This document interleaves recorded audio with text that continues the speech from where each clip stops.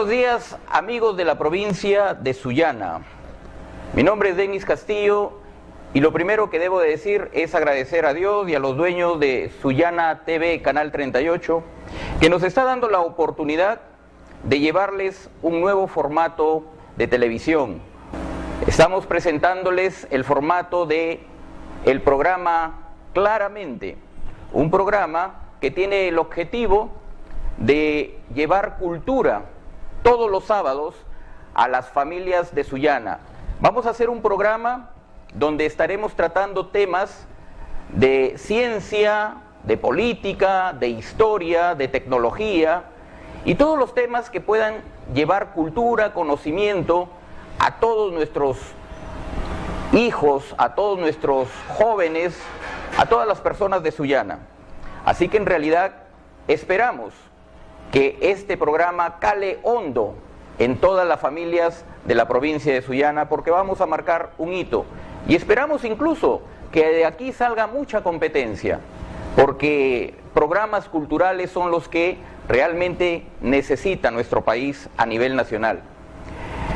La televisión realmente se ha convertido en un instrumento que, en vez de llevar con responsabilidad social cultura y conocimiento, realmente nos viene trayendo violencia, sexualidad, producción farandulera y mediocre, que no está contribuyendo en nada a la educación y a la cultura de los pueblos del Perú, y en este caso del pueblo de Sullana. Así que hoy vamos a empezar con un programa que esperemos pues ayude mucho a la cultura de Sullana. Y qué mejor que empezar con la historia de Sullana. Todo suyanero debe sentirse orgulloso y debe sentirse muy exultante cuando sale de su pueblo, sale de su tierra. Y lo primero que debe saber es la historia de Sullana.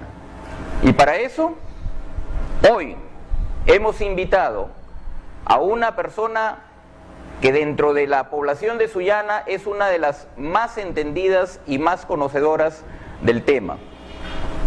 Él ya se encuentra con nosotros, el antropólogo Manuel Rodríguez Paiva, quien es un suyanero muy ilustrado, una persona que le ha dedicado muchos años de su vida al conocimiento y al estudio de la historia, incluso de la historia de Sullana. Así que antes de empezar vamos a ver un primer video reportaje que les hemos preparado con la finalidad de empezar este tema que vamos a conversar el día de hoy con el antropólogo Manuel Rodríguez Paiva. Adelante, producción. La historia de Sullana comenzó hace 10.000 años antes de Cristo. El aspecto de la región era muy diferente al actual, pues el agua discurría abundante por las quebradas y existía una gran laguna entre lo que hoy es Negritos y Amotape. Por otra parte, los ahora desolados tablazos del litoral, sobre todo los de Talara y Paita, estaban cubiertos de abundante vegetación. Los sitios donde arribaron los primeros pobladores de la costa piurana fue a través de las quebradas de Siches y de la Bocana de Colán. Los hombres que llegaron a Colán se desprendieron en grupos para ingresar hacia el interior del continente. Era gente nómade, dedicada a la pesca y a la caza de animales, como los ajinos y como los venados, animales que encontraban a lo largo de la ribera del río. Fue así como en este trajinar, un grupo llegó a través de una de las márgenes del río hasta Garabato y Huechos, y el otro grupo llegó a la zona de Sopo, El Pucho y Huangalán. Siglos más tarde del arribo de estos primeros hombres de mar, Fueron llegando también al valle, pero esta vez procedentes de la sierra sur del Ecuador, otro grupo más desarrollado.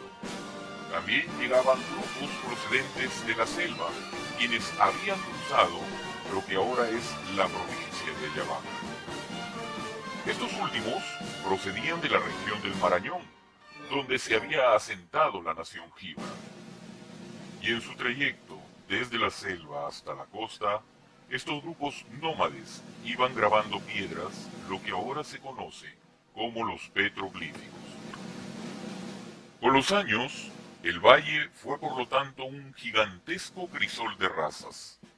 El proceso de evolución étnica y cultural de estos primeros grupos humanos duró varios siglos y se fueron influenciando por el medio ambiente. Esta gente, ya asentada en diversos lugares del Valle del Chira, dejaron de ser cazadores y nómades y se tornaron sedentarios y agricultores. Esta etapa se caracteriza por una cerámica incipiente, así como una preagricultura con cultivos de payar y de la calabaza. También se iniciaron en un primitivo arte del tejido. La aparición de la agricultura da origen a un incipiente criterio sobre la propiedad, y es por eso que el uso y posesión de la tierra fueron las principales causas de las disputas entre las tribus. Como las mujeres fueron las primeras agricultoras, hizo su aparición el matriarcado. Y esto sucedió cuando aún estos grupos humanos todavía no se llamaban los tayanes. Fue a partir del siglo VIII en que los tayanes se expandieron desde Tumbes hasta Sechura, ocupando solo la faja costera, y tuvieron en el Valle del Chira a sus poblaciones más importantes: Huechos, La Solana, Marcabelica, Tancararac y Amotape. Los tayanes no se organizaron políticamente en un estado, pero sí conformaron una nación compuesta por un gran número de curacazos independientes, al igual que la Grecia antigua. En determinados momentos, en algunos de esos curacazos, existió el matriarcado. A esas mujeres, los españoles les llamaron capullanas. Hubieron capullanas en Sechura, Catacaos, Amotape y Máncora. Se ha vinculado mucho a Sullana con las capullanas, pero hay que reconocer que ningún cronista español las ha mencionado como mandonas en ninguno de los curacazgos existentes en esa región.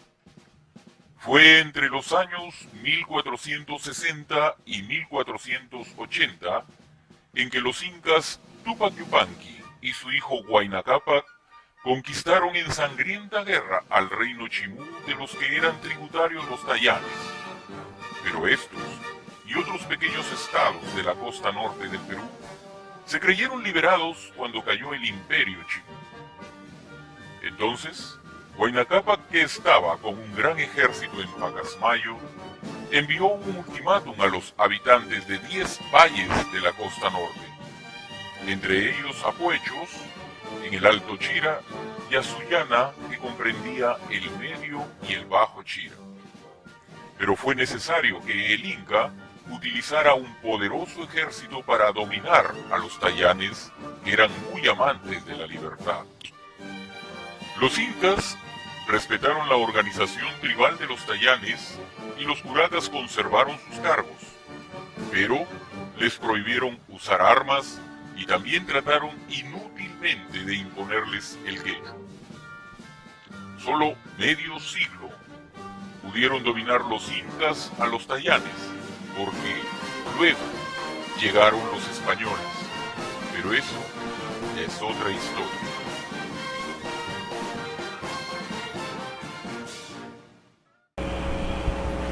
Hemos visto un excelente reportaje que ha hecho la producción y ya está con nosotros nuestro amigo, el antropólogo Manuel Rodríguez, con quien vamos a conversar en esta oportunidad precisamente de este tema que muchos sullaneros deben saber, la historia de Sullana.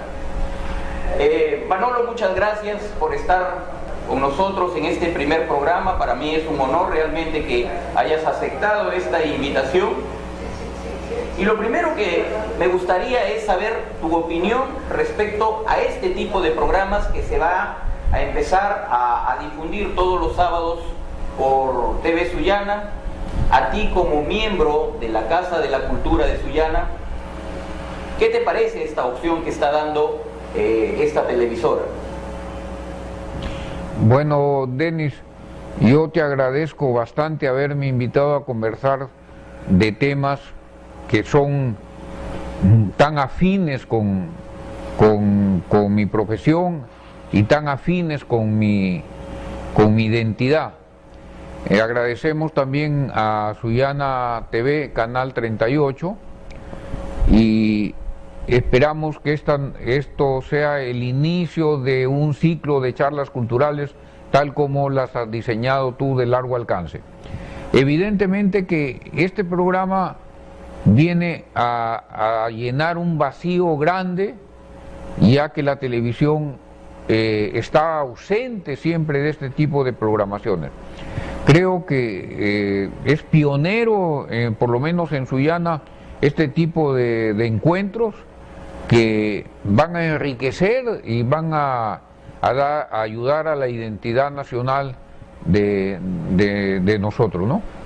Manolo, ahora entrando en lo que es el tema, ¿no? Tú eres una persona que ha estudiado no solamente la historia de Sullana, tú eres una persona muy entendida en muchos campos de lo que es la historia, por lo mismo de tu profesión.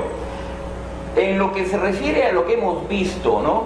Tú en muchas oportunidades cuando hemos conversado nos dices que la historia no es una ciencia exacta, es una ciencia social y por lo tanto necesita de otro tipo de ciencias como la arqueología, la antropología, para ir sacando conclusiones y por inferencias ir contando la historia. Don Reinaldo Moya en el video nos cuenta que el poblador de Sullana, o mejor dicho, el poblador que llega a estas zonas de la región norte, ingresa por el mar, ingresa por la bocana de Colán hace más de 10.000 años. Pero ¿tú te atreverías a aportar algo más en el sentido de dónde vinieron realmente los primeros pobladores que llegaron a la zona norte del país? Como tú mismo bien dices, la ciencia llamada historia siempre va a necesitar apoyos. Uno de esos apoyos es evidentemente la arqueología, la etnología, la lingüística, la glotocronología, pero cuando te refieres al tema específico de don Reinaldo Moya sobre el poblamiento del norte del país, específicamente la ocupación en Amotape, en Siquis, en Quebrada, en Honda, en Sechura, Chusís, que pasan por ser los más antiguos de unos 8 a 10.000 años, estamos hablando de la época del Pleistoceno, que ya comienzan los grandes deshielos, pero don Reinaldo Moya también hace referencia a que el hombre no es oriundo de América. América ha sido poblada posiblemente por contingentes asiáticos que atravesaron el estrecho de Bering en busca de sus presas. En esos tiempos esas gentes eran nómadas, cazadores, recolectores, eran gente no sedentaria, precerámica, preagrícola. Sobre eso hablado muchos historiadores como Alex Hárlica, como el francés Paul Rivet, como el portugués Méndez Correa, y todos han buscado alternativas porque las características somáticas del poblador de la costa norte no es específicamente asiático, ¿no? Entonces se supone que tuvieron que haber contingentes humanos racialmente diferentes para dar un componente nuevo, que sería la raza cobriza americana. También se habla de que se ingresó no solamente por mar, por litoral, sino también por la selva, ¿no? Dando lugar a los jíbaros y a los arawaks, ¿no?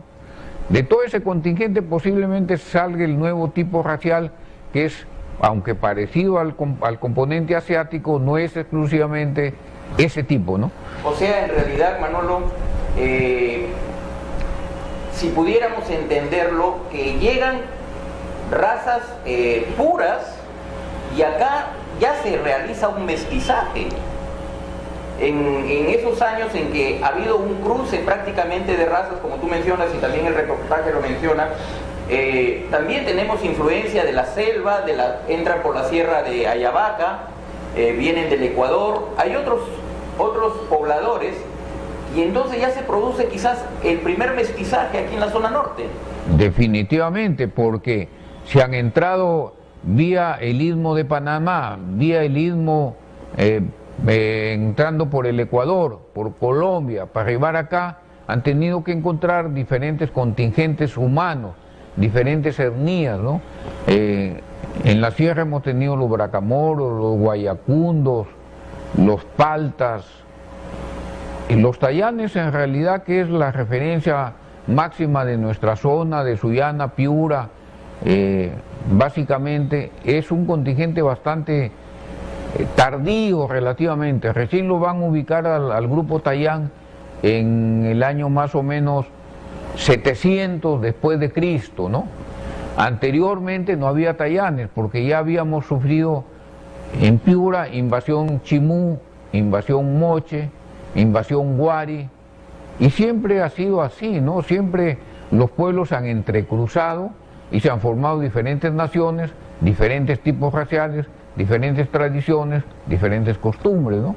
Todo ese contingente alguna vez formó, hace unos 700 años, después de Cristo, un contingente nuevo que se llamó la Nación Tayán, que es nuestro referente local, ¿no? Ahora dime,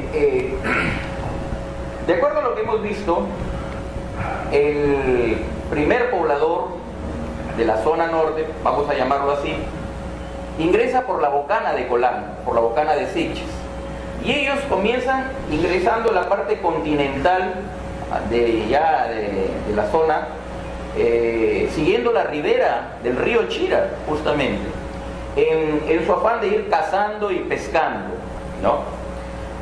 Dime, en ese entonces, todavía el poblador era un nómade. Sí, definitivamente, los pobladores que llegaron en esa época, todo el poblamiento de América obedece a ese nivel cultural. Eran nómadas que se desplazaban buscando las presas que huían de sus cacerías. Evidentemente habían complementado su consumo con productos marinos, pero también con caza y con productos vegetales que no cultivaban, porque estamos hablando de una época preagrícola y estamos hablando de una época precerámica. Cuando se inventa la cerámica se considera que los pueblos se vuelven sedentarios. Y en ese avance, exactamente de acuerdo a tu experiencia, lo que tú sabes, ¿dónde se fueron asentando las mayores poblaciones en la zona norte del Perú? Mira, en realidad la velocidad con la que los investigadores están descubriendo nuevos sitios y nuevos hallazgos nos deja totalmente atrasados en los conocimientos. Hace cosa de 2 o 3 años se anunció, por ejemplo, que había una población en Caral, la ciudad antigua de Caral, que le dan una antigüedad de 5000 años antes de Cristo, contemporánea con las pirámides de Egipto, ¿no? O el guitarrero. En realidad, nuestro concepto de que Chavín era la cultura matriz de la que había irradiado toda la cultura hacia el resto del país ha quedado desfasada. Aún Chavín es un referencial, pero Chavín estamos hablando de 1200 años antes de Cristo nada más. La cultura en el Perú es muchísimo más antigua y hay que darle tiempo al tiempo y recoger las informaciones nuevas que nos van a enriquecer y nos van a dar los últimos datos. Ahora no podemos asegurar nada sobre poblamientos de América definitivos y en el Perú tampoco, ¿no? Claro. Bien, dime, cuando el poblador ya comienza a asentarse en diferentes partes, ¿no? Se habla mucho de que se asentaron, por ejemplo, en ese avance llegan a La Solana, después se asientan en Marcavelica, y así se ha ido formando poco a poco esta cultura o este pueblo tayán. Pero dime, ¿este pueblo se podría considerar como una cultura? Ya desde que ya lo ubican en 700 años después de Cristo, ya parece que ya tiene una personería la nación tayán. La nación tayán, aunque nunca formó un estado, sí formó una nación, porque los requisitos de nación es que dominan un territorio, tienen una lengua común, aunque tenga diferentes dialectos, tienen tradiciones y costumbres muy parecidas y forman una especie de confederación de pueblos. Cada curaca domina una parcialidad y la suma de las parcialidades es lo que conocemos como nación tayán. Solamente después de unos 700 años después de Cristo en que ya podemos identificar ahí una nación tayán. O sea, a partir de 700 hacia adelante nace la nación tayán. Mas no es un estado, tú mencionas, ¿no? Un estado, ¿qué le faltó para que llegara a ser un estado? Tú sabes que en definiciones políticas un estado necesita una unidad, o sea, una jefatura única, y necesita un ejército coercitivo, y necesita leyes para que regulen los ejércitos de conquista.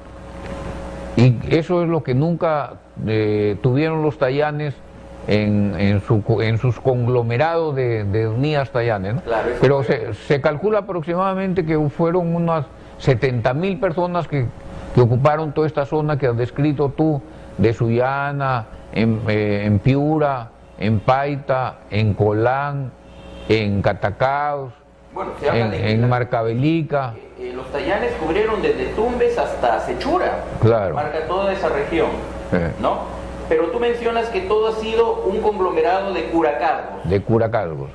¿Cuál es el concepto en sí de un curacalgo? ¿Qué era un curacalgo en ese entonces? Cuando los grupos humanos son pequeños, la unidad social primordial es la familia. La suma de familias forman una parcialidad. La parcialidad obedece a un jerarca que vendría a ser un curaca, al cual lo une ideas totémicas de la antigüedad, lazos familiares, lazos de tradiciones con las cuales se liga más que con las otras parcialidades. O sea, un curaca básicamente es un jefe político militar de su propia parcialidad. Y cuando se escucha la palabra cacique, a veces uno puede confundir, ¿era lo mismo o eran cosas diferentes, el curaca con el cacique? Aparentemente cacique es una palabra tomada en Centroamérica por los españoles.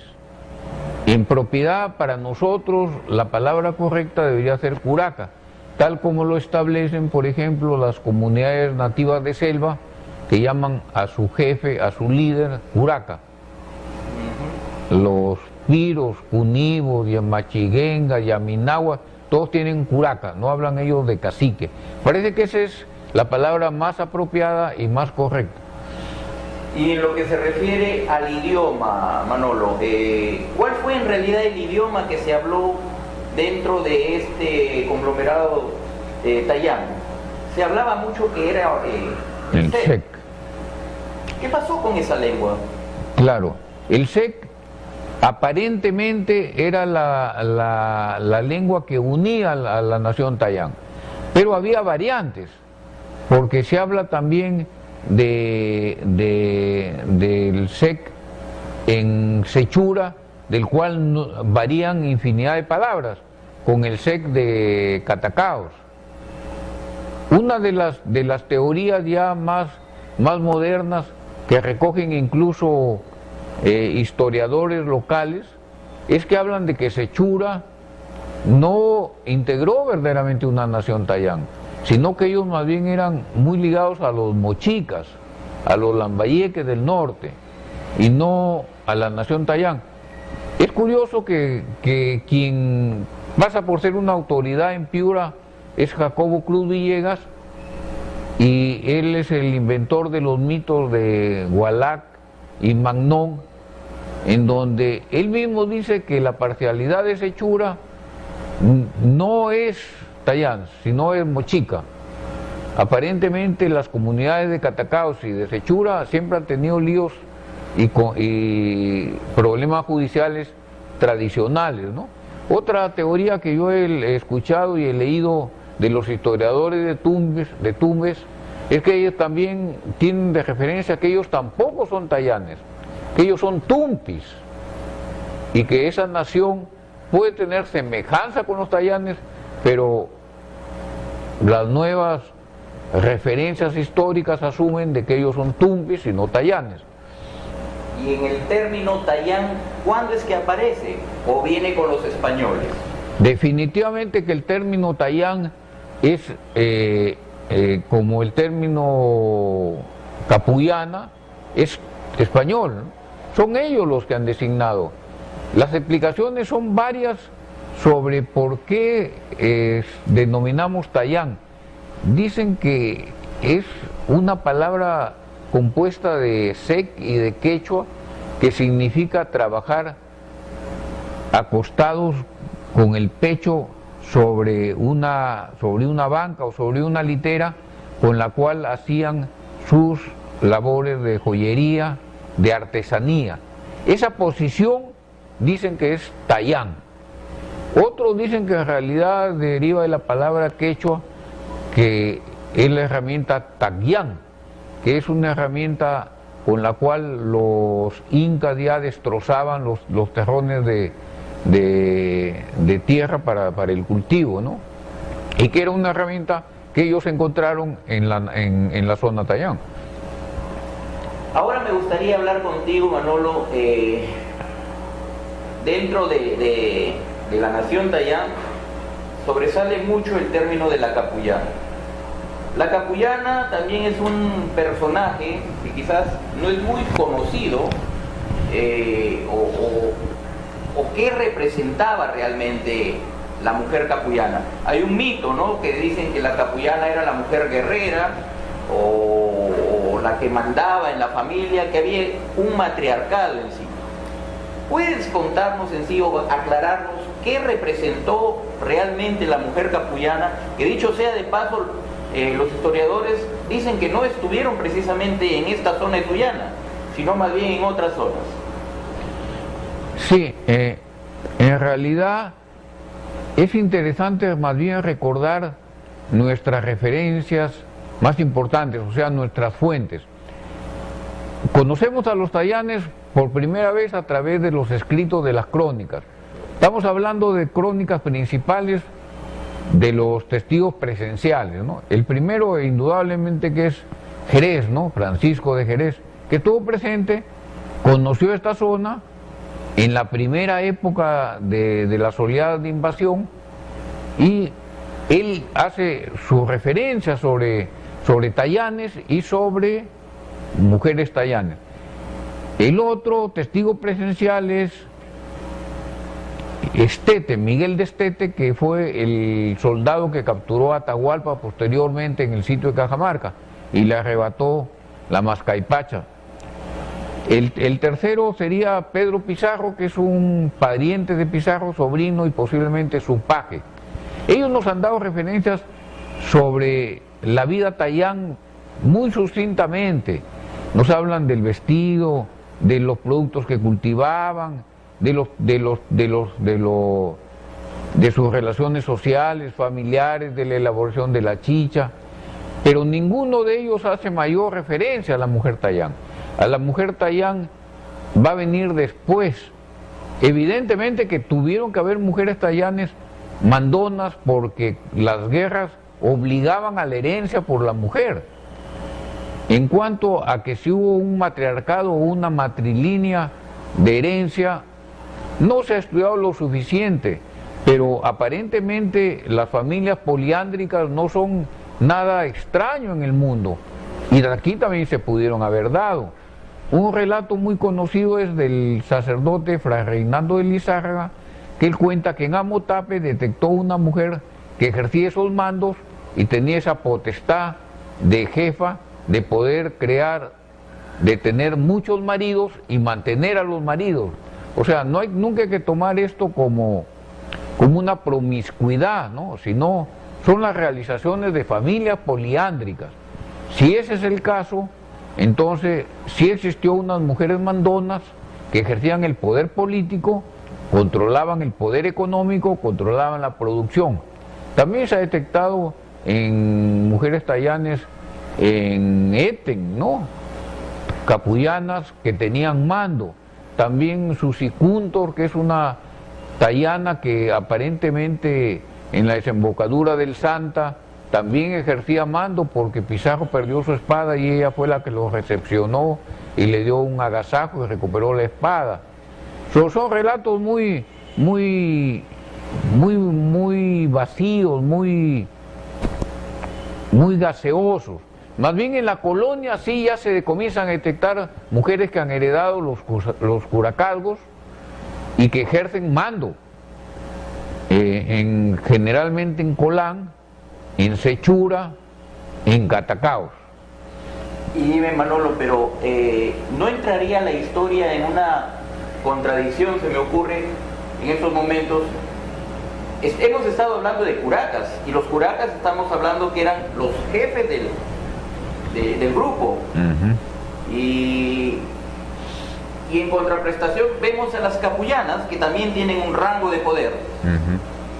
¿Cómo podemos confrontar aquí estos dos tipos de poderes, ¿no? ¿Manejaban un matriarcado o un curacazgo? Es que las emergencias de la vida obligaban a ciertos tipos de mujeres ante la ausencia siempre del marido o siempre del hombre que podía ejercer el mando. Así que de alguna manera se comenzó a heredar también por línea materna los mandos o las herencias a las cuales antes estaban vetadas. También los infanticidios también contribuyeron mucho a un predominio de la mujer sobre el hombre, pero los casos son muy contados y muy raros, no es la norma. La norma siempre ha sido el mando en manos del hombre, ¿no? El curaca, al final. El curaca, ¿no? Claro. Ya entrando a lo que es cerca a la conquista prácticamente, Manolo, cuando llegan los españoles, encuentran que los tayanes tributaban a los chimú, a los incas, pero los incas conquistaron a los chimú, quienes eran los que habían conquistado a los tayanes. A los tayanes, ¿no? Más o menos en qué época se dio esa conquista y cómo fue que los chimú llegaron hasta esta zona de acá. Bueno, los chimús tuvieron su capital en Chanchán, o sea, están muchísimo más cerca a nosotros.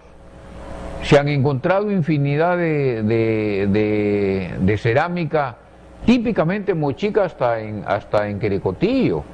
Se ha encontrado cerámicas mochicas en... ¿Los huacos retratos, por ejemplo? Claro que sí, se ha encontrado en Jíbito, en Somate, en varias zonas que denotan una presencia moche, y el moche es infinitamente más antiguo que el chimú. Los chimús en algún momento se volvieron un pequeño imperio bastante agresivo y bastante fuerte, y se lanzaron a conquista de nuevos territorios. Se cree que en realidad los chimús invadieron hasta el sur del Ecuador y gran parte hasta la provincia del Oro.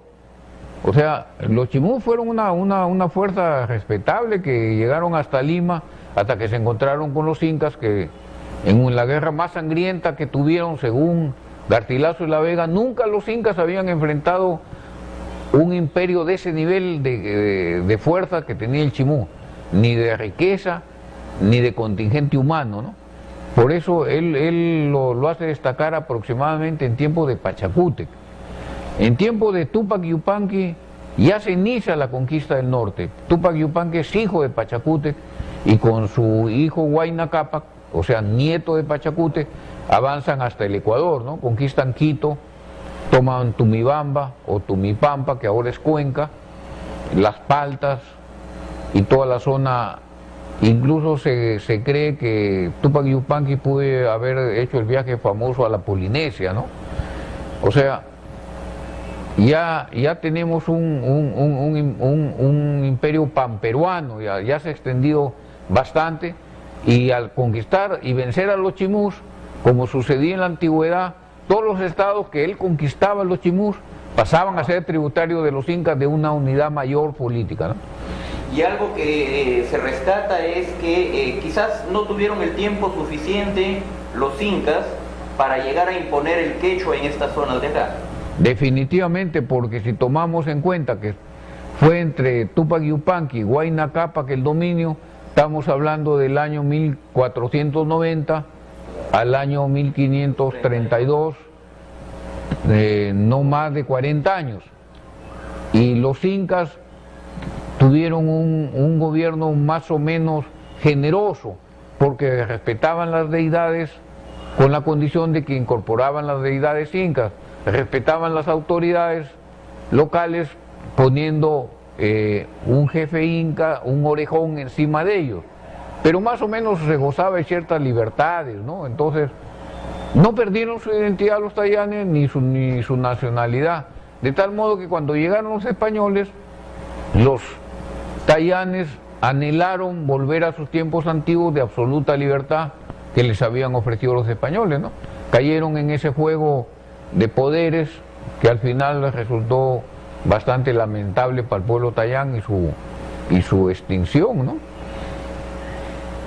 De esta manera, pues, hemos podido cumplir esta primera etapa, Manolo, y yo te invito a que veamos este reportaje que viene a continuación, donde justamente ya tocamos la parte histórica de los tayanes, ya conquistados por los españoles, hasta la fundación de lo que fue la fundación de Sullana por Jaime Baltasar Martínez de Compañón. Vamos a ver te pido que me acompañes para ver este reportaje y continuamos con la etapa ya prácticamente colonial de la Sullana Vieja. Adelante, producción. Francisco Pizarro y sus soldados desembarcaron en Tumbes. Después de tener un sangriento encuentro con los naturales, avanzó hacia el sur, penetrando al norte de lo que ahora es la provincia de Sullana. Ingresó por la Solana. Fueron 10 días de marcha, al cabo de los cuales llegó a la población de Puechos, donde el gobernador se le sometió.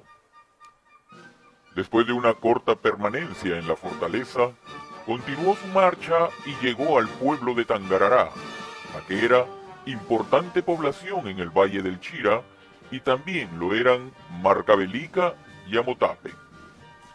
En Amotape se reunieron en forma secreta varios curacas y jefes principales y resolvieron sublevarse. Habiendo sido descubierto el complot por Pizarro, condenó a la hoguera a 13 de ellos. El 1 de agosto, Pizarro fue a Paita a recibir al resto de los españoles que habían quedado en Tumbes y habían llegado por mar. La fundación de San Miguel fue después. Entre el 10 y el 18 de agosto de 1532, y no el 15 de julio, Pizarro fundó en Tangarará la ciudad de San Miguel, que fue la primera ciudad española del Perú. Allí se creó el primer municipio del Perú y se nombró al primer alcalde, que fue el capitán Blas Atienza. Se construyó la primera iglesia y se inició el proceso de evangelización y transculturización en el Perú. El 24 de septiembre del mismo año, Pizarro partió hacia Cajamarca, dejando en San Miguel a 16 autoridades civiles y religiosas y a 45 vecinos. Durante 2 años estuvo el gobierno en San Miguel, después de los cuales se trasladó al Valle del Pirúa, cerca al sitio llamado Monte de los Padres. En ese lugar, el nuevo asentamiento tomó el nombre de Piura. En el Chira siguió existiendo San Miguel. Durante la colonia, la población más importante fue Querecotillo. En lo que ahora es Sullana, existió en 1758 un puñado de familias en un poblado llamado La Punta, para el cual el virrey José Antonio Manso de Velasco nombró como teniente gobernador de esa pequeña población a don Antonio Lozano. Esta fue la primera autoridad que tuvo Sullana. En 1783, el obispo de Trujillo, Baltasar Jaime Martínez Compañón y Bujanda, visitó palmo a palmo lo que ahora es el departamento de Piura, donde a petición de las autoridades y religiosos creó 10 reducciones. El obispo consideró que La Punta, por su excelente ubicación geográfica, era el lugar más adecuado para fundar la más importante reducción de la región, y en homenaje al hijo del rey de España le dio el nombre de El Príncipe.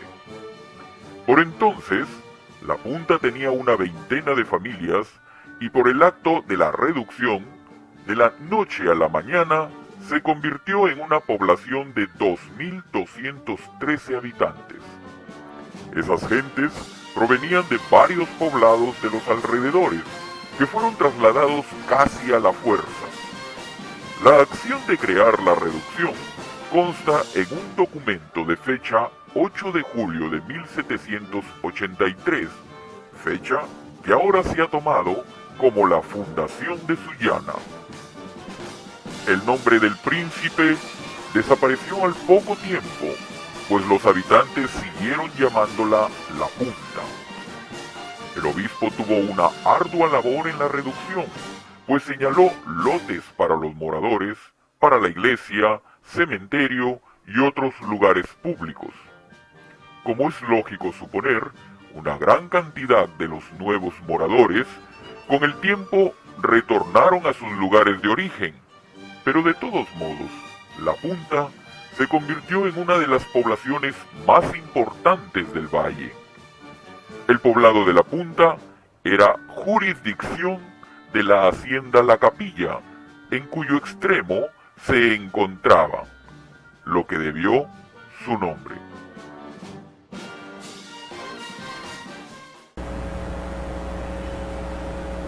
Manolo, hemos visto aquí en este segundo reportaje, ¿no?, cómo los españoles, entran por Tumbes y van avanzando hacia el sur del país y llegan a esta zona, ¿no? Una zona dominada, poblada por los tayanes, pero se animan a crear la primera ciudad española en el Perú, aquí, ¿no? Pero ¿qué crees que vieron estos españoles en Tangarará precisamente para fundar ahí la primera ciudad? Sí, como estás tú haciendo el recorrido, mira que hemos avanzado desde el poblamiento de pobladores verdaderamente de la época precerámica, de la época preagrícola, de la época cazadores, recolectores, nómadas. Ahora, en esta época de la invasión española, y encontramos un pueblo tayán que ya es una nación. Estamos hablando que ya tiene unos 800 años de ser nación, de tener una identidad de nación. Ya estos pobladores son agricultores intensivos, ya dominan cerámica, ya han mejorado su alimentación fundamentalmente, ya fabrican sus propias ropas, sus propias armas, ya construyen sus casas, ya tienen núcleos urbanos más o menos establecidos, tienen jerarquías políticas, tienen jerarquías religiosas. Entonces, cuando vienen los españoles encuentran este pueblo, gran productor de agrícola, con un río de aguas permanentes, en las cuales van a encontrar caimanes y abundantes peces, que van a ser un gran sustento para una tropa numerosa como eran los españoles, y suponen que van a encontrar oro. Entraron primero a Puechos, que sería la primera zona que entraron según Jerez, en territorios tayanes, y al río le llamaron Turicarami o Turicará. Después se fueron desplazando para encontrar un puerto, porque tú sabes que todos los movimientos que hacían los españoles para descargar armas, víveres, hombres, era por puertos. Entonces parece que en algún momento también hubo un tayán marítimo en la desembocadura del Chira.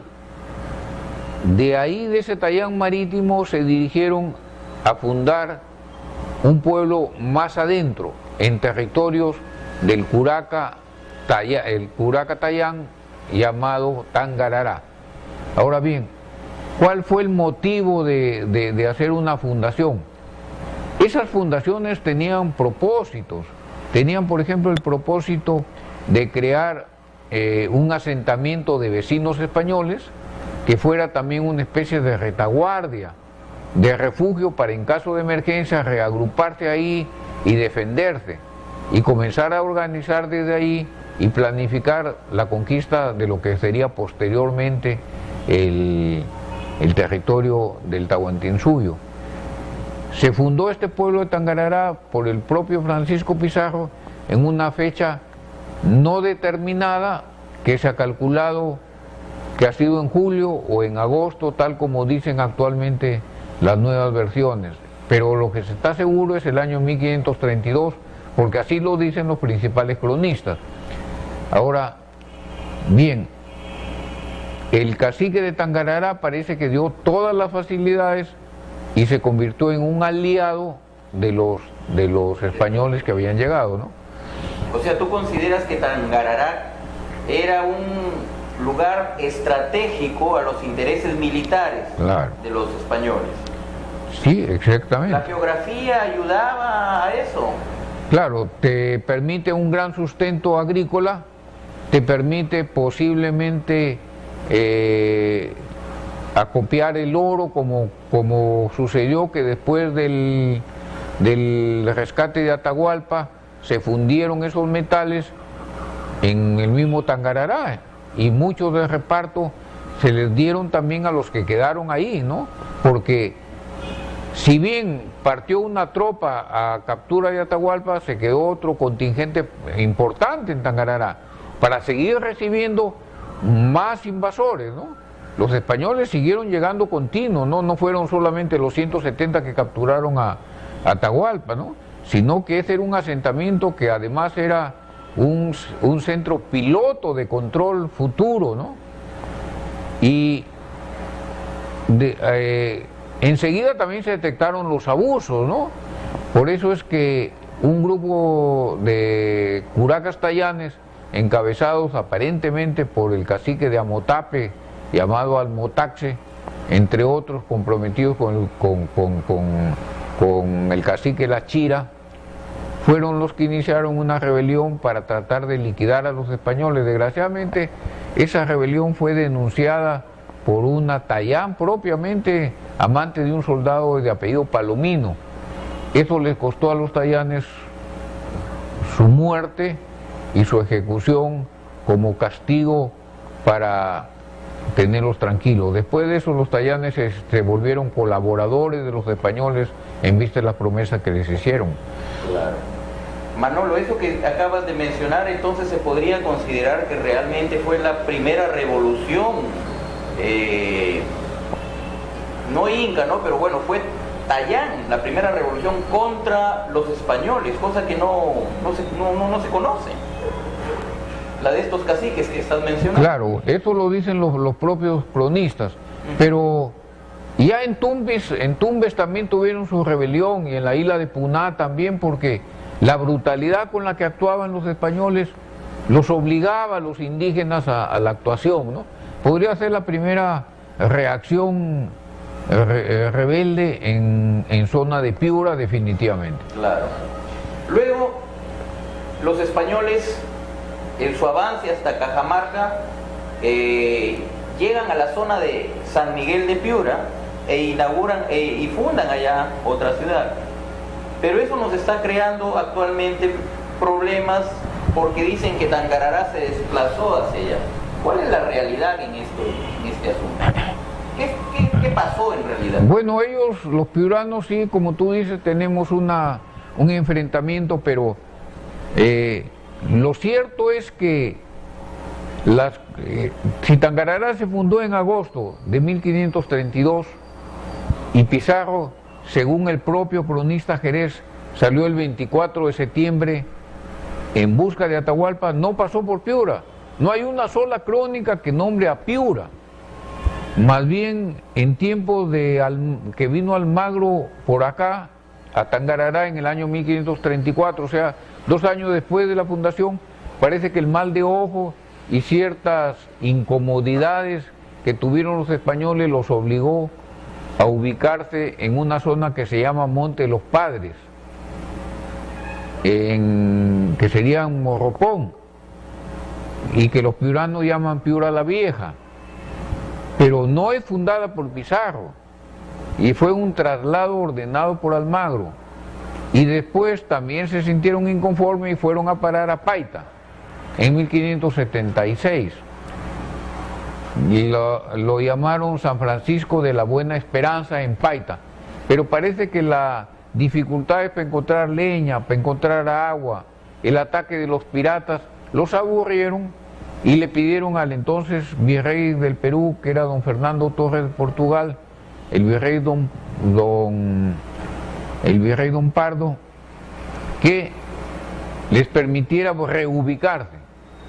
Aparentemente encontraron una mejor ubicación en el Chilcal, al lado de un pueblo indígena llamado Catacaos. Ahí se ubicaron en el Chilcal, pero ya ellos a su vez tuvieron una nueva fundación, porque tienen una acta de fundación a cargo de un capitán general, inspector de valles, como se llamaba, que se apellida Cadalso y Salazar. Él hizo la fundación, que los piuranos dicen que es refundación, pero en realidad en su acta de fundación se habla Fundación de Piura, de San Miguel de Piura, pero ya no le encomendaron como patrón a San Miguel, sino a la Santísima Virgen María. Le cambiaron el patronazgo y le cambiaron el nombre del fundador también, ¿no? Porque ya no fue Francisco Pizarro el que hizo esa fundación. Y sobre eso sí hay un documento, largo donde se especifica cómo se realizó la fundación, quiénes fueron los que integraron esa fundación, quién fue su primer alcalde, sus primeros regidores y todo lo que se estilaba y la normativa con la que funcionaría la ciudad de San Miguel de Piura. Pero entonces ahí, como tú acabas de decir, hubo toda una normativa que quizás no hubo acá en Tangarará. No la hubo en lo absoluto. Claro. Y después de ese desplazamiento, ¿qué fue de Tangarará? Tangarará siguió, como hasta la tenemos a la actualidad, sobreviviendo como un pueblo bastante olvidado, como un caserío desconocido, al cual las últimas gestiones quieren reconocerlo como distrito a pesar de que no tiene las condiciones, pero aduciendo de que es un distrito histórico y tal como ha sucedido a capricho de los gobernantes, se han concedido esos títulos de elevar a distrito. Pero el problema de que tiene Tangarará es que tiene una población bastante más numerosa y más desarrollada que Santa Sofía, que es la que le hace la contra Tangarará para formalizarse y negarse a unirse, porque Santa Sofía también quiere ser la capital de un futuro distrito.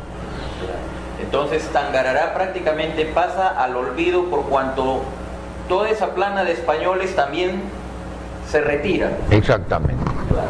Tangarará con el tiempo se va a convertir después en una hacienda, la hacienda más grande y más numerosa del valle del Chira. ¿La hacienda Mayares? La hacienda de Tangarará, en su época, que fue propietario el marqués de Salinas, Fernández de Paredes. ¿Pero esa avenida que después pasó a ser la hacienda Mayares o no? Ese dato sí que no te lo podría especificar, ¿no? Pero la hacienda de Tangarará, lo que se conocía como Tangarará, fue de propiedad del marqués Fernández de Paredes, marqués de Salinas. Pero en esos tiempos la hacienda de Mayares no existía, pues. Eso claro. Es bastante moderna, ¿no? Claro, eso viene después. Manolo, dime, después de esto, la historia nos lleva al obispo, al monseñor Martínez de Compañón, ¿no es cierto? Entonces, me gustaría saber quién le hace el encargo o bajo qué condiciones u órdenes emanadas de quién. ¿Cuál es en sí el fin por el cual viene Martínez de Compañón a esta zona? ¿Viene haciendo algún tipo de estudios como lo hizo Raimondi en su momento? ¿Qué fin lo trajo realmente acá a fundar la ciudad? Bueno, en realidad este obispo de Trujillo era una persona con mucha emoción social, política, tenía mucho interés. Él comienza a ¿cómo se llama?, a querer conocer profundamente su diócesis y emprende estos viajes de conocimiento porque se acompaña de expertos, trae artistas para que pinten todo lo que registra y ve. O sea, él es un estudioso y un hombre adelantado a su época. Va a registrar y va a hacer álbumes del folclore, de los juegos, de los vestidos, de las clases sociales, de la pelea de gallos. Todo lo que ve lo va a registrar, incluso flores, fauna, tipos humanos. Evidentemente que Martínez Compañón es un adelantado a su época y nos ha dejado todos estos registros. En algún momento él consideró de que los hacendados se aprovechaban de la gente que vivía desparramada en los campos, que era lo que le convenía a los hacendados. Él consideraba que agrupándolos en pueblos facilitaba la educación, facilitaba el adoctrinamiento, facilitaba la asistencia para la salud cuando se enfermaban, les facilitaba también la evangelización y los tributos, evidentemente, ¿no?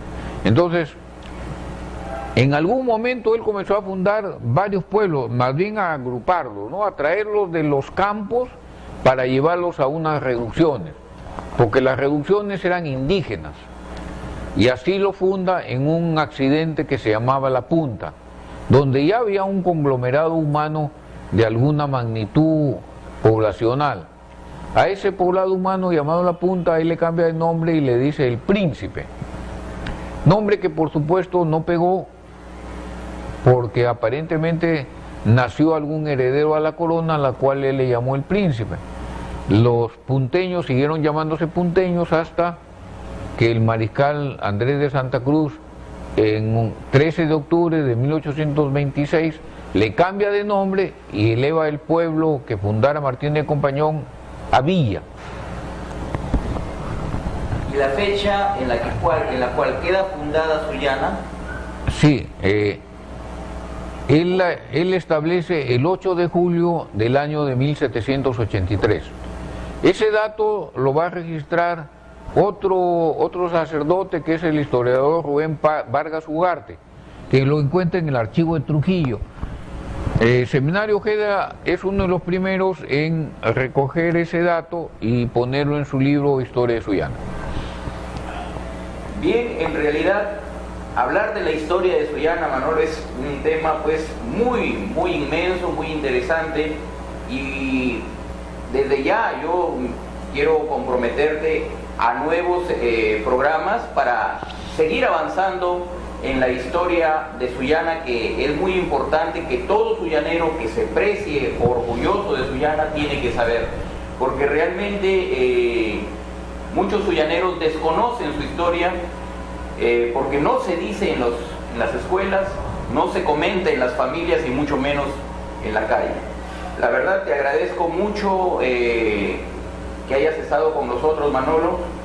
Manuel Rodríguez, amigos, es ustedes ya lo han podido comprobar, un personaje muy preparado, que ha estudiado mucho la historia de Sullana, y es más, incluso él ha escrito un libro en la que data desde 1879 hasta 1961, un libro que debe estar en forma obligatoria en todas las bibliotecas de las casas de los sullaneros, porque aquí está gran parte del alma de Sullana, de la historia de Sullana, escrita precisamente por Manuel Rodríguez Paiva. Manuel, te agradezco infinitamente que nos hayas acompañado en este programa, y nuevamente la invitación queda abierta para seguir hablando de la historia de Sullana. Muchas gracias, Manuel, y a ustedes, amigos, hasta el próximo sábado en un excelente programa que vamos a preparar para ustedes en Claramente. Que tengan muy buenos días. Gracias, buenos días.